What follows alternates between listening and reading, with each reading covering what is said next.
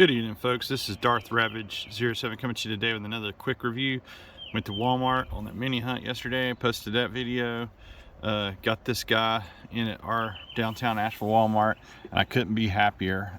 He's a hammerhead versus a great white shark, like his Transmetal 2 form, and I can't find that, so I'll throw a picture up right here, show you that one. And anyway, so this time he's a hammerhead, and this was his original release. Non-show character has really been appealing to me, and it looks really good inside that box bubble. We'll get it out. The instructions on the old stuff did just like this back in the day, and for those that are looking, I will hopefully help you find it. Pause right there and grab that barcode to help with your hunt. We're going to get him out of his plastic and cardboard prison and take a closer look. Thanks again for watching. And here is Cybershark, or Maximal Cybershark, in his beast mode. And I never did own this guy back in 1997 or 96 when this stuff got first released. It's really nice. It's got little balls for the fins, and you can pose them all around. If you got the orientation right and his back heel spurs into the fist, then you got this other access to this weapon in the back. It flips open right there. And that was the cool thing about these Beast Wars toys from back in the day. They always had an extra play feature that, boom, there's his head launch, and just totally loses his head. But that was the cool thing about Beast Wars and its draw, is it had a couple of extra play features built into the initial model.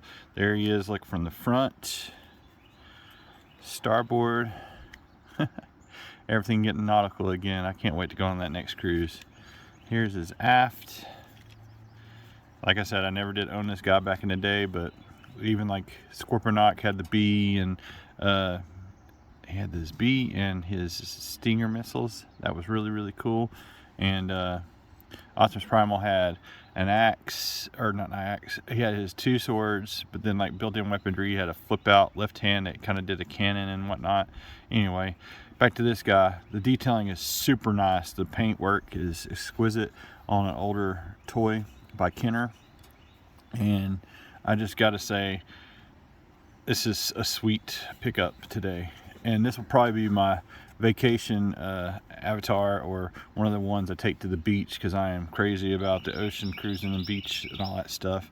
But yeah, he's got some unsightly little spots here, but hopefully Legacy will also tap back into the other parts of the universe, take some of the non-show characters and get them updated G1 forms and or better, you know, beast modes, like they did with the Kingdom line for Beast Wars.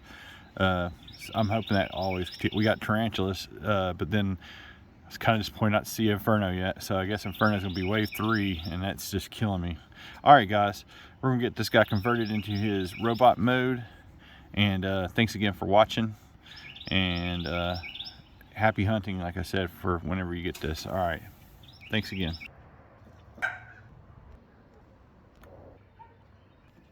And here's the catch of the day in his robot mode, and I gotta say, this is quite striking, simple but effective, and I love that it retains everything about this Cybershark that's Transmetal 2.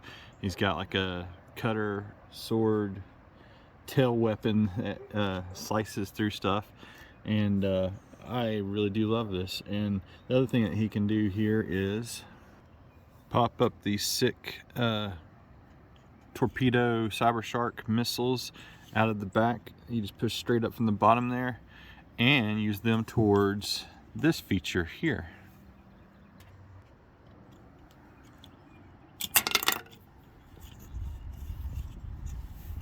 Cybersharks take and plug in where his hammerhead comes launching off. So he shoots the hammerhead first and can use it as a hammer, I guess. And then you got that Cybershark torpedo sitting there, and you can launch it. And that's just a really cool play feature that these guys had back in the day. They always had a way to store the weapon storage, like on these figures. And it's just really nice play features they had there for these initial first line beast formers. And This guy was a non-show character, so but we know who he gets famously upgraded into whenever he gets his Transmetal 2 form. That's Skybite from the Car Robots in Disguise line of Flying Shark. That got updated in Generations, and I needed that dug out because it was a pretty decent Thrilling 30 re-release of that guy. But let's just take a spin around the block here, let you see the sides and whatnot. And it's not perfect and it's kind of dorky, but I dig the whole Beast. If it wasn't for Beast Wars, I wouldn't be back in this, and I'm tickled to have this in hand finally after all this time, because that's what got me back into collecting. I'm so glad. Ooh, they had Awful Waffle in back then too. I just wish they just get that all together. Articulation wise, he has no waist because of transformation, but he's got upper thigh swivel. He can kick that far, go back that far. He's got the bend at the knee, no ankle rockers because that's something they didn't incorporate till later. And due to transformation, you got a little toe tilt on his legs there. And of course, it doesn't have wrist swivel, but it has an upper bicep swivel. Elbow can move that far back up, and then it's hindered by the back kibble, like most of the Beast Wars stuff was. He's got two of the cooler weapons that I can see here with the hammerhead and whatnot. And I do like the way that looks. I didn't think I'd like the way that looked with minus the hammerhead, and I like that as a hammer kind of weapon. But that's about going to do it for Cybershark. Outside of his face sculpt, and his head's on a ball joint, so you get some attitude, you can get some wiggle waggle, and that is just a really, really, really pretty deco for that face, and the paint just top notch. And I love the detail in there on the cyber missiles and the inner guts. I mean, that's the thing they kind of did pretty good on these. So let me get this guy right here posed and some final thought. Like I said, Cybershark is going to be my avatar for vacation. I'm going to take him to the beach and get a lot of shots with that. Kind of wish that if they could do, you know, retools or bringing them to the legacy line, that we get some of these non-show characters alongside of like characters like Depth Charge and Rampage to be on either side of him and or you know, joining the fight. This is an excellent maximal amongst the non-show maximals, and there was a line called Beast Wars Neo. Check that out down in the links there, and point back to the Wikipedia page, get you some of that caught up. I've watched some of that stuff, but didn't do a whole lot of watching it because it was all in Japanese, and my Japanese is very poor. But I just wanted to say thank you again to all those who have subscribed to my channel so far. Make sure to like, smash that like button, share the channel, comment. Did you guys find Cybershark in your neck of the woods? Are you interested in picking this guy up? He's an awesome. I just wasn't anticipating this guy at all, and then I saw a couple of people finding it and got lucky and found it myself. All right, guys, thanks again for watching. Ozzy's got this thing going on. He's almost 85 pounds now. He's a chocolate lab, and I'm having trouble filming some more. So y'all have an excellent night till all are one. Thanks again for watching. Take care.